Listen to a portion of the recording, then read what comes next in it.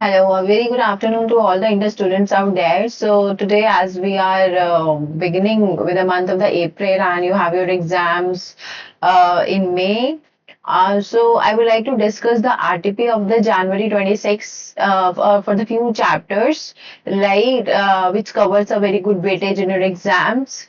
So we would be covering the questions which are there in the January 26 RTP, and also an update for all of you that I have the test for a few of the chapters in case you want me to share the test papers with all of you, and they are based on the RTPs only. So you can ping me in the comment box. I will share the test papers, and that is again free of cost, and there will be no charges for them.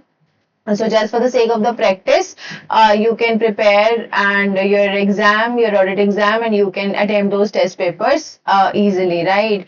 So if we consider about the chapters, so I will be taking a few of the chapters from the Jan 26 RTPs. Maybe आप लोगों ने कुछ cover कर भी लिया हो Jan 26 का RTP, but I would like to make sure that generally जो लोग RTP छोड़ते हैं, please don't leave the RTP just because RTP बहुत tough है. RTP कभी भी टफ नहीं होता है. सो इट्स जस्ट कि हमें लगता है हमें टाइम नहीं मिलता, तो इसी रीजन से आज मैंने आरटीपी पिकअप करा है. So for example in the risk control I will make sure कि कुछ भी आरटीपी से में जो आया है that is not outside your study material, right? So for example, if we take care of the chapter number 3, that is the risk control and internal control. So in this chapter, there is a question that Sperm and Company is a firm of chartered accountants established in 2010 with a major focus on audit practice, right?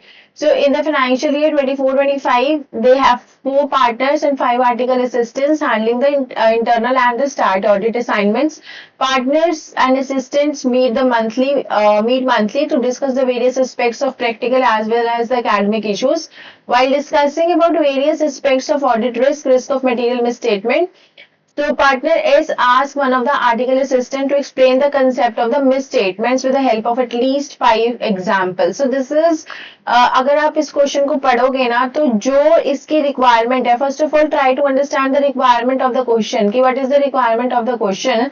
So the requirement of the question is simply that you have to explain the concept of the misstatements with the help of at least 5 examples. Okay, so this is just the case that they have made to make you understand कि basically उसके पीछे का background क्या है. But अगर आप उसका crux देखो उस क्वेश्चन का, तो इट इज सिंपली कि आपको मिस स्टेटमेंट का मीनिंग बताना है और मिस स्टेटमेंट के 5 एग्जांपल्स बताने हैं, which is like very easy. Actually miss statement हमारी होती क्या है, हम कब बोलते हैं कि हमारे ऑडिट में मिस स्टेटमेंट आ गया है? जब भी आप एक रिपोर्टेड फाइनेंशियल आइटम को दिखाते हो, ठीक है, कभी भी आप जो भी आपके अकॉर्डिंग आपके फाइनेंशियल्स में कुछ भी अमाउंट हो गया, कुछ भी किसी चीज का डिस्क्लोजर हो गया, कुछ भी प्रेजेंटेशन हो गई, या आपने सपोज रेवेन्यू को कैपिटल में दिखा दिया, which is the classification. So whenever you depict that thing in your financials, but according to the applicable FRF, that should be something different. तो जो उसके बीच का डिफरेंस आता है ना, that is actually the miss statement. तो आप इसको डेफिनेशन को स्प्लिट कर सकते हो कि it is actually the difference. ठीक है, तो first thing you have to remember is the difference. That misstatement is actually the difference. किसमें डिफरेंस है? बिटवीन दो चीजों में ही तो डिफरेंस हो सकता है, तभी तो बिटवीन आया है. तो बिटवीन मतलब जो कि आपके रिपोर्टेड फाइनेंशियल स्टेटमेंट आइटम में है और जो एप्लीकेबल एफआरएफ में होना चाहिए था. So this is how you have to decode your definitions कि आपको कैसे डेफिनेशंस को याद करनी है. So the first thing is there is some difference, and difference अगर उसमें बोले कि बिटवीन है, तो बिटवीन दो चीजों के ही हो सकता है ना. एक तो जो आपके पास चीज है, एक जो चीज कहती है. So this is how you will learn it's definition. ये डिफरेंस बिटवीन अमाउंट, पहला आपके अमाउंट में कोई डिफरेंस आ गया, दूसरा आपकी क्लासिफिकेशन में कोई डिफरेंस आ गया, तीसरा आपके प्रेजेंटेशन में कोई डिफरेंस आ गया, एंड चौथा आपके डिस्क्लोजर में कोई डिफरेंस आ गया. सो देयर आर 4 आइटम्स जिसमें आपको डिफरेंस नजर आ सकता है. The first is the amount. Amount में कोई भी डिफरेंस आ सकता है. फॉर एग्जाम्पल आपके पीपीई में कोई भी अलग अमाउंट है, एंड आपके एफआरएफ के हिसाब से पीपीएनडी का कोई अलग अमाउंट आता है. मे बी बिकॉज आपने डिप्रिसिएशन का ट्रीटमेंट कुछ अलग से कर दिया हो, या मे बी आपने कुछ रेवेन्यू को कैपिटल में कर करती हूँ जिसकी वजह से आपके बैलेंस शीट में पीपी एंड डी का अमाउंट थोड़ा डिफरेंट है, राइट। तो उसमें उसके क्लासिफिकेशन में, उसकी प्रेजेंटेशन में एंड उसके डिस्क्लोजर में डिफरेंस है, ठीक है। एंड अब उसके बाद अगर मैं आपको पूरी डेफिनेशन याद कराऊं तो misstatement is actually the difference between the amount, classification, disclosures and presentation of a reported financial statement item. तो पीपीएनडी इज एक्चुअली व्हाट, पीपीएनडी is actually the financial statement item and the amount, classification, presentation और disclosure that should be in accordance with the applicable FRF. So this is actually the definition of the misstatement, which is very easy and it can easily help you to get the 3 or maybe the 2 marks for the definition part. And अब उसमें आता है कि misstatement जान के भी हो सकती है and misstatement एक error से भी हो सकती है. So there can be the reason जहाँ पे आपकी misstatement एक error से आई हो और जहाँ पे आपकी misstatement एक fraud से आई हो. So this you have to write कि misstatement can arise from either error or it can be from the fraud. And there are few examples. Maybe institute ने आपसे 5 एग्जाम्पल्स पूछे हैं कि आप 5 एग्जाम्पल्स ऑफ मिसस्टेटमेंट बता दो, बट दैट डजंट मीन कि आप खाली 5 ही बताओगे. If you know may be 6 और मे बी 7, तो you can just right it down. तो उसमें बड़े आराम से आ रहा है कि चार्ज कर दिया किसको, कैपिटल एक्सपेंडिचर को रेवेन्यू में और रेवेन्यू को कैपिटल में और vice versa, which is very easy, ठीक है. जैसे हमने पीपीई का एग्जांपल लिया था. या फिर आप क्या कर सकते हो, आप अपनी ओवर स्टेटमेंट ऑफ एंटिटी, पहले मैं बैलेंस शीट आइटम कवर करा रही हूँ, तो या तो आपने अंडर स्टेटमेंट अपनी इन्वेंट्री का कर दिया या आपने ओवर स्टेट कर दिया इन्वेंट्री का, मे बी आपने प्रॉफिट दिखाने के लिए कर दिया हो या मे बी आपने कुछ भी अंडर स्टेट कर दिया इन्वेंट्री में, ठीक है. एंड उसके बाद आपका क्या होता है, जितने भी आपके रिसीवेबल्स होते हैं ना, आप उनको क्या करते हो, ओवरस्टेट करते हो, बिकॉज आपको अपनी बैलेंस शीट बहुत अच्छी दिखानी होती है. तो by not writing off the irrecoverable debts, because आपके जो बैड डेट्स होते हैं आप उनको रिड्यूस नहीं करते हो, राइट ऑफ नहीं करते हो, और उससे आपके जो रिसीवेबल्स होते हैं वो ओवरस्टेटेड ही दिखते हैं. तो अगर हमने 3 आइटम, पहले हमने 2 आइटम देखे जिसमें हमने बैलेंस शीट आइटम जो देखा that is the receivables. Receivables को हम ओवरस्टेट कैसे कर सकते हैं, by not writing off the bad debts. You can not simply write overstating the receivables, तो उसमें लगेगा कि आपको पता ही नहीं है. तो you have to write the reason by not writing off the irrevocable debts also, ठीक है.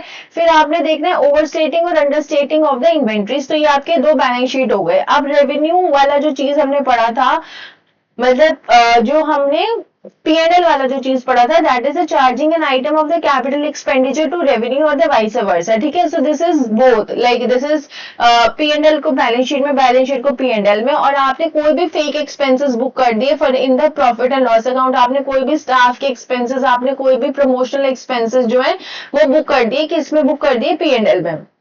So this is related to the P&L. Fine.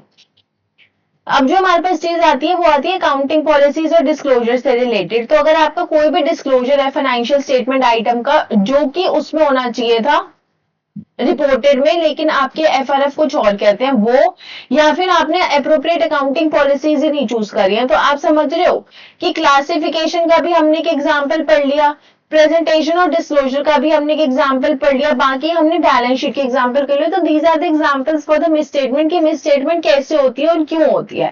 तो this is very easy. And अगर ये 5 मार्क्स का आपका क्वेश्चन आता है ना, तो मुझे लगता है कि इससे बड़ा बोनस कोई नहीं है आपकी लाइफ में, अगर आपको इस तरीके के क्वेश्चन एग्जाम में आ जाते हैं. और अगर आप आरटीपी करने से डरते हो कि मैं आरटीपी नहीं कर सकता बिकॉज आरटीपी में तो पता नहीं बहुत अलग से आंसर्स होते हैं, तो यू आर इन, मतलब आपको ना फिर बहुत ही मिसअंडरस्टैंडिंग है और कंफ्यूजन है कि आरटीपी में तो बहुत अलग से होते हैं और आरटीपी करने का टाइम ही नहीं है. तो प्लीज मेरे साथ साथ ही आरटीपी कर लो.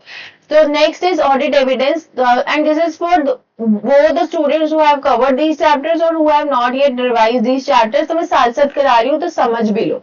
तो अब इसमें audit evidence में कि with respect to SA 505 external confirmation, name the appropriate term that may be used for the below items. So the first is audit evidence जो कि आपको obtain हुआ है as a direct written response from the third party in the paper form or by the electronic or the other medium. So this is again very simple कि आप इसको कैसा वाला एविडेंस, वन वर्ड में अगर हमने इसको बताना हो तो हम इसमें क्या बताएंगे. तो of course this is the external confirmation, right.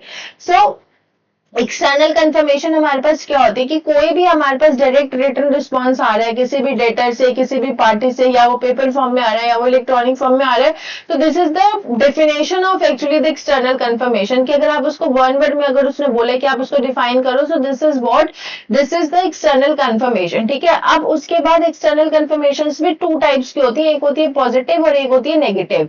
ठीक है, अब एक ऐसी request that a confirming party respond directly to the auditor indicating whether the confirming party agrees और disagrees, this is the key word for the for differentiating कि whether it is the positive और it is a negative with the information in the request और providing the requested information. तो जब दोनों cases में आपके पास answers आना है ना, कि आना ही आना है, तो that is actually the positive confirmation request. ठीक है, so a request that a confirming party respond directly if the confirming party disagrees with the information provided, so this is not the positive, this is the part of the negative confirmation request. ठीक है, तो this is what, this is negative confirmation request. So this is again very easy to decode. And उसके बाद हमारे पास आ रहा है failure of the confirming party to respond or fully respond to a confirmation or a confirmation request returned undelivered. तो आपको आधी अधूरी information आई है और जो अगर आपके पास आई ही नहीं है तो वो हम उसको बोलते हैं कि नॉन रिस्पॉन्स, क्या आपका रिस्पॉन्स नहीं आया बिकॉज आप पॉजिटिव कंफर्मेशन रिक्वेस्ट कर रहे थे और उसमें आपको पूरा रिस्पॉन्स आया ही नहीं, या फिर आपका रिस्पॉन्स अनडिलीवर्ड रह गया, so that is the non response. Okay, तो this is something which it is hard to decode कि अच्छा इसका आंसर हम वन वर्ड में क्या लिखेंगे, बट ये नॉन रिस्पॉन्स में आता है।